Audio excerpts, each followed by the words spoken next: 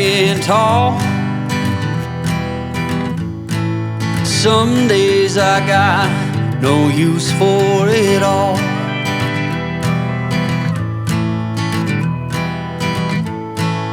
Working hard, making less. Some days are bad, bad at best. Welcome everyone to the light of Zion.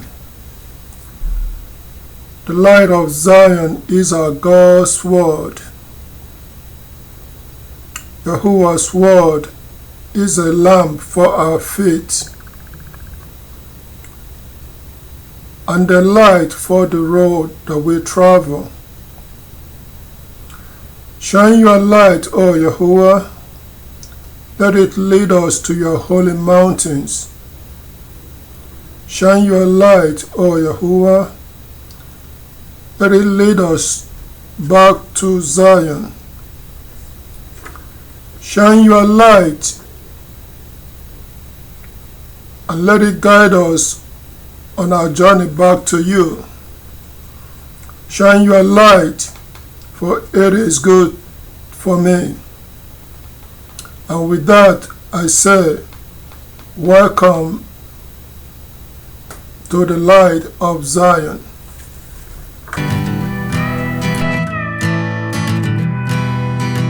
Welcome to the Light of Zion channel presentations. I am Bradford, your voice narrator.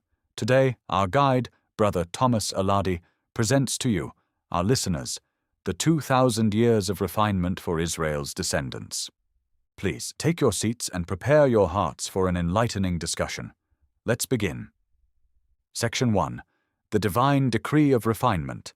Yahuwah, the God of Israel, decreed a thorough purge and refinement for all of Israel's descendants. This divine judgment is due to the persistent errors and sins committed by past generations of Israel while dwelling in the Promised Land. Tragically, past generations abandoned Yahuwah our God and were misled into serving the deities of the surrounding nations. In this present third generation, this falling away into apostate religions has become heavily magnified, exactly as the Scriptures foretold. We find the root of this pattern in Genesis 15:16, where it is written, "But they will return here in the fourth generation, because the error of the Amorites has not yet reached its full measure." In prophetic terms, the Amorites serves as a designation for the enemy nations who rise up to oppose and fight against Israel's existence in the land promised to them. Yahuwah gave long-standing warnings and clearly foretold this drift into error by Israel's successive generations, beginning after the first generation under Moses. At Deuteronomy 30:17-19, he cautioned Israel directly. "But if your heart turns away, and you do not listen, and you are enticed and bow down to other gods and serve them, I tell you today that you will certainly perish. You will not live long in the land you are crossing the Jordan to possess. I take the heavens and the earth as witnesses against you today, that I have put life and death before you, the blessing and the curse, and you must choose life so that you may live, you and your descendants." Unfortunately, the later generations of Israel did not heed this warning. Instead, they chose the path of death, opting to abandon Yahuwah and mingle with foreign nations to serve false gods, a pattern that continues down to this very day. Yahuwah explicitly foretold to Moses what he would do because of these errors. In Deuteronomy 31:16-18 it is recorded, "Yahuwah now said to Moses, 'Look, you are about to die, and this people will begin to commit spiritual prostitution with the foreign gods that are around them in the land to which they are going. They will forsake me and break my covenant that I have made with them. At that time my anger will blaze against them, and I will forsake them and hide my face from them until they are devoured. Then after many calamities and distresses have come upon them, they will say, Is it not because our God is not in our midst that these calamities have come upon us? But I will keep my face hidden in that day, because of all the wickedness that they have done in turning to other gods. The first, second, and third generations of Israel's descendants in the Promised Land all fell into this exact trap. Consequently, Yahuwah brought the promised calamities upon them, stretching across history into the present day. Regarding the massive falling away of the third generation, the Apostle Paul wrote in 2 Thessalonians 2:1-4, "However, brothers, concerning the presence of our leader Yahushua the Saviour and our being gathered together to him, we ask you not to be quickly shaken from your reason, nor to be alarmed either by an inspired statement, or by a spoken message, or by a letter appearing to be from us, to the effect that the day of Yahuwah is here. Let no one lead you astray in any way, because it will not come unless the apostasy comes first, and the man of lawlessness gets revealed, the son of destruction. He stands in opposition and exalts himself above every so-called God or object of worship, so that he sits down in the temple of God, publicly showing himself to be a god." Yes, the true descendants of Israel have suffered a severe falling away into the apostate religions of the nations. We have been systematically misled by those aligned with the man of lawlessness, who now occupy places of worship, whether in churches, mosques, or kingdom halls, publicly presenting themselves as representatives of God, or even as gods themselves. Section 2. The foretold punishment and refinement. Yahuwah foretold that he would punish and subsequently refined the house of Israel after they struck down his chosen chief shepherd, his personal companion who came in his name.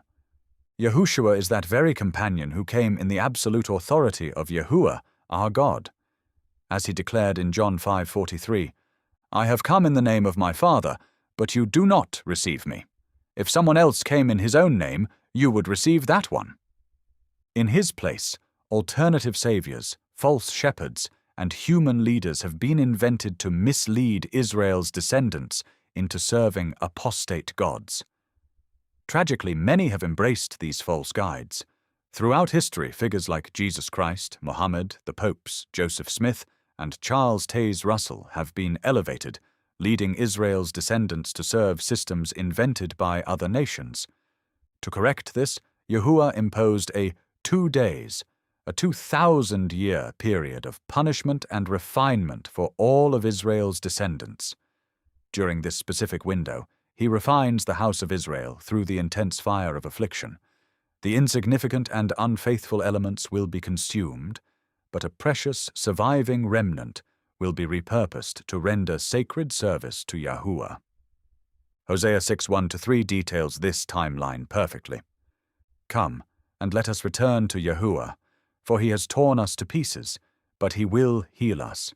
He struck us, but he will bind our wounds. He will revive us after 2 days. On the 3rd day he will raise us up, and we will live before him. We will earnestly seek to know Yahuwah. His going out is as certain as the dawn.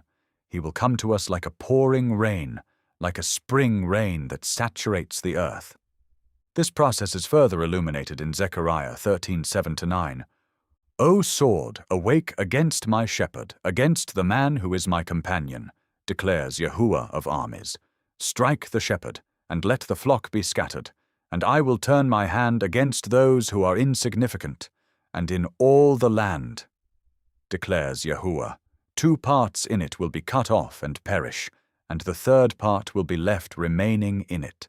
And I will bring the 3rd part through the fire, and I will refine them as silver is refined, and test them as gold is tested. They will call on my name, and I will answer them. I will say, they are my people, and they will say, Yahuwah is our God." Those among Israel's descendants who choose to remain small-minded, compromised, and content to serve foreign gods represent the 2/3 who will perish. They will not return to Yahuwah our God at the end of the age. Isaiah prophesied about this separation in Isaiah 10:21-23. "Only a remnant will return, the remnant of Jacob, to the mighty God. For though your people, O Israel, are as the grains of sand of the sea, only a remnant of them will return. An extermination has been decided on, and justice will engulf them. Yes, the extermination decided on by the sovereign Lord, Yahuwah of armies, will be carried out in the entire land. The prophet Daniel also foretold this precise extermination of the unfaithful two-thirds during the final days of our punishment. Daniel 9:26-27 states, "And after the 62 weeks, Messiah will be cut off, with nothing for himself, and the people of a leader who is coming will destroy the city and the holy place, and its end will be by the flood. And until the end there will be war. What is decided upon is desolations, and he will keep the covenant in force for the many for 1 week, and at the half of the week he will cause sacrifice and gift offering to cease. And on the wing of disgusting things there will be the one causing desolation. And until an extermination, what was decided on will be poured out also on the one lying desolate." At the end of this severe extermination, those chosen to remain will have been thoroughly purified through the heat of the fire. As Daniel 12:10 confirms, "Many will cleanse themselves and whiten themselves and will be refined, and the wicked ones will act wickedly, and none of the wicked will understand, but those having insight will understand." Look again at the promise of Zechariah 13:9, "I will bring the third part through the fire, and I will refine them as silver is refined. They will call on my name, and I will answer them." So ask yourself, are you among the 1/3 of Israel's descendants who are willing to be refined? Have you returned to calling exclusively on the name of Yahuwah as your God? Or are you content remaining with the 2/3 who have chosen the path of compromise by serving the inventions of foreign nations? Section 3. The ultimate choice of life or death. Remember the words given to us in Deuteronomy 30:19. "I have put life and death before you, the blessing and the curse. And you must choose life so that you may live, you and your descendants." As foretold for these very last days, Israel's descendants, those gifted with true insight into the Scriptures, are actively searching the books, making deep scriptural knowledge abundant. Their goal is simple: to turn many back to righteousness. We must return to seeking and calling upon the true name of Yahuwah our God before the final calamity is unleashed. Conclusion and call to action. If you want to ensure you are part of that refined, faithful remnant, you must act today. Choose life, seek the truth, and call on Yahuwah. For more deep scriptural presentations, make sure to subscribe, like, and share the Light of Zion channel. Help us spread this vital knowledge to those who are searching. Thank you for listening, and may your hearts remain steadfast. Thank you for watching. I hope you enjoyed this video. And if you have enjoyed it, I recommend that you start getting yourself prepared, because Zion's train of salvation is coming on our way. So to help us to get prepared, I recommend you get a copy of this new book. It's titled, "Yahuwah Will Rescue His Servants: A Journey of Remembrance, Organization, and Service 2030 to 2033. Get a copy from Amazon. This is like a manual of things we need to do to get ourselves prepared for the appointed time. Get you a copy.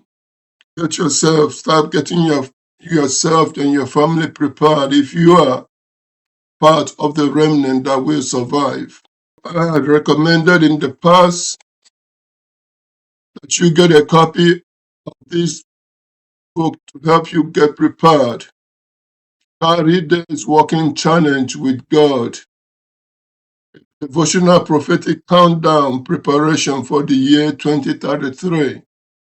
Our Father in heaven is revealing to us His appointed time, and He has never done anything without revealing those things, what He's about to do to the prophets. So we have to get ourselves prepared and in line, waiting for our God for His appointed time to arrive. Don't wait till the last minute. Start getting yourself prepared by getting a copy, studying it, and get yourself prepared for the salvation that will come at the appointed time. So recommended that you get a copy of this book. Yahuwah God has magnified his book of the law. Negro, you are his chosen race. Get a copy and see how the scriptures apply to you. Yes, the scriptures is about you, chosen servant of Yahuwah. So get a copy and study it and see how to put yourself in line to serve Yahuwah, the living God. Until I come to you next time, keep growing in your faith in Yahuwah our God and his Son, Yahushua, our leader. Look ahead for the salvation that will come to us at the appointed time. Again, like, share, and subscribe to this channel so that they can continue to recommend it to others. Help this channel to grow to reach as many as possible because the time is short. Only a remnant will be saved. Yes, the harvest is plenty, but the workers are few. Remain blessed until I come to you next time. Thank you.